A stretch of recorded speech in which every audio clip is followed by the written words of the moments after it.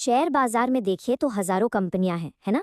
लेकिन सच पूछिए तो हर कंपनी की कहानी ना एक परिवार की तरह होती है, खासकर जब बात पैसों की आती है। तो आज हम कॉरपोरेट कर्ज की इसी छुपी हुई नब्ज को, इसी कहानी को समझने वाले हैं। असल में पूरी की पूरी बात इसी एक लाइन में छुपी है कि कागज पर कोई रेशियो क्या दिखता है और असल जिंदगी में उसका असर, उसका महसूस होना कैसा होता है। तो चलिए जरा नंबरों के पीछे की दुनिया में झांक कर देखते हैं। अब इस बात को सही से समझने के लिए ना हम कर्ज की दो बिल्कुल अलग अलग कहानियां देखेंगे। मतलब दो ऐसी कंपनियां जिनका कर्ज लेने का और उसे संभालने का तरीका एक दूसरे से एकदम अलग है। तो एक तरफ है इन्फोसिस, जो एक मजबूत किले की तरह है, कम से कम कर्ज और ज्यादा से ज्यादा सुकून। और फिर दूसरी तरफ है टाटा स्टील, जो एक एम्पायर बिल्डर की तरह है, बहुत सारा कर्ज और उतना ही ज्यादा दबाव। आइए इन दोनों की कहानियों में जरा गहराई से उतरते हैं। तो सबसे पहले बात करते हैं इन्फोसिस की।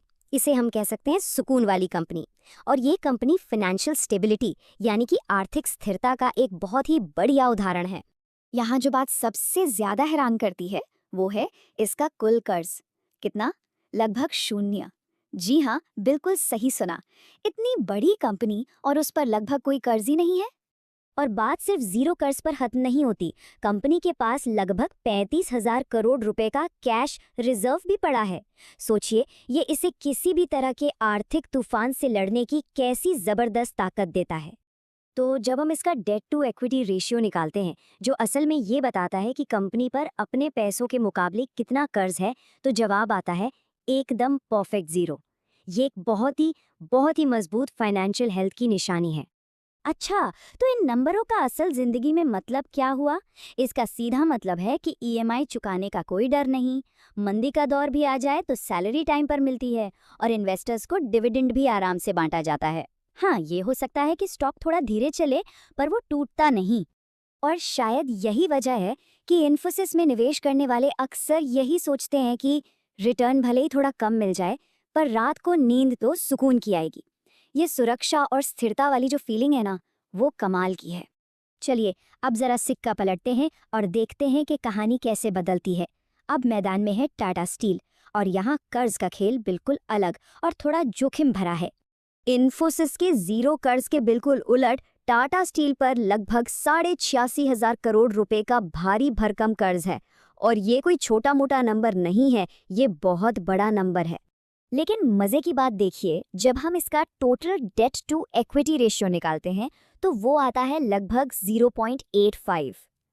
अब कागज पर देखें तो ये रेशियो इतना भी बुरा नहीं लगता, खासकर स्टील जैसी कैपिटल इंटेंसिव इंडस्ट्री में जहां बड़े बड़े प्लांट लगाने होते हैं। इस रेशियो को ठीक ठाक ही माना जाता है। तो यहीं पर असली सवाल उठता है। कागज पर तो रेशियो ठीक लग रहा है, लेकिन क्या यही पूरी कहानी है या फिर इस नंबर के पीछे कुछ और भी छिपा हुआ है? सच तो ये है कि टाटा स्टील के कर्ज के दो पहलू हैं। एक तरफ शॉर्ट टर्म कर्ज है जो कंपनी के कैश फ्लो पर जबरदस्त दबाव डालता है, खासकर जब स्टील की कीमतें गिर रही हों।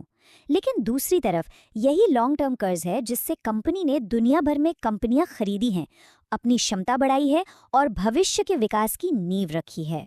तो आइए इस रेशियो की परतों को एक एक करके खोलते हैं और देखते हैं कि असल तस्वीर क्या निकल कर आती है। एक साफ तस्वीर पाने के लिए ना हमें नेट डेट को समझना होगा। तो ये कैसे निकालते हैं? हम कुल कर्ज जो कि 85,000 करोड़ है, उसमें से कंपनी के पास जो कैश रखा है लगभग 20,000 करोड़, उसे घटा देते हैं। इससे हमें नेट डेट मिलता है 65,000 करोड़। ये ज्यादा सही तरीका है ये समझने का कि कंपनी असल में कितनी उधारी में है। और जैसे ही हम ये करते हैं तो पता चलता है कि net debt to equity ratio तो अब लगभग 0.65 हो गया है, जो पहले से कहीं ज्यादा बेहतर लग रहा है। और जानते हैं, कई लॉन्ग टर्म निवेशक यहीं पर एक मौका देखते हैं, क्योंकि उन्हें समझ आ जाता है कि कंपनी उतनी भी कर्ज में नहीं डूबी है जितना पहली नजर में लग रहा था। लेकिन कहानी में असली ट्विस्ट तो अब आता है, जब हम उन कर्जों को भी जोड़ते हैं जो सीधे सीधे बैलेंस शीट पर नहीं दिखते, जैसे कि लीज की देनदारियां, कर्मचारियों के पेंशन का वादा और विदेशों में कंपनियां खरीदने से आया हुआ कर्ज। और जब एक निवेशक को ये सब पता चलता है तो उसकी जो फीलिंग होती है ना, वो कुछ ऐसी होती है, अरे कागज में तो सब ठीक लग रहा था, पर असल बोझ तो कहीं ज्यादा निकला।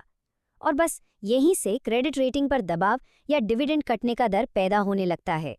तो इन दोनों कहानियों से, इन्फोसिस और टाटा स्टील से, एक निवेशक के लिए क्या सबक मिलता है? वो कौन सा सुनहरा नियम है जो हमेशा याद रखना चाहिए? एक निवेशक की ये बात ना दोनों कहानियों को बहुत खूबसूरती से एक साथ ले आती है। इन्फोसिस मुझे सुलाता है और टाटा स्टील मुझे मौका तो देता है, लेकिन डर के साथ। यही तो है कर्ज का असली इमोशनल असर। इस टेबल से ये बात और भी साफ हो जाती है। कम कर्ज वाली कंपनी जैसे इन्फोसिस सुकून देती है। थोड़ा बहुत कर्ज उम्मीद जगाता है कि ग्रोथ होगी। बहुत ज्यादा कर्ज डर पैदा करता है। और वो कर्ज जो छुपा हुआ है, वो सबसे ज्यादा खतरनाक होता है, क्योंकि वो एक झटके में सामने आता है। तो गोल्डन रूल ये है, डेट टू इक्विटी सिर्फ एक नंबर या रेशियो नहीं है। ये असल में इस बात का एक अंदाजा है, एक भविष्यवाणी है कि कोई कंपनी संकट के समय में टिक पाएगी या फिर जल जाएगी। तो आखिर में हर निवेशक के लिए सबसे जरूरी सवाल यही बचता है, क्या उसका पोर्टफोलियो उसे रात में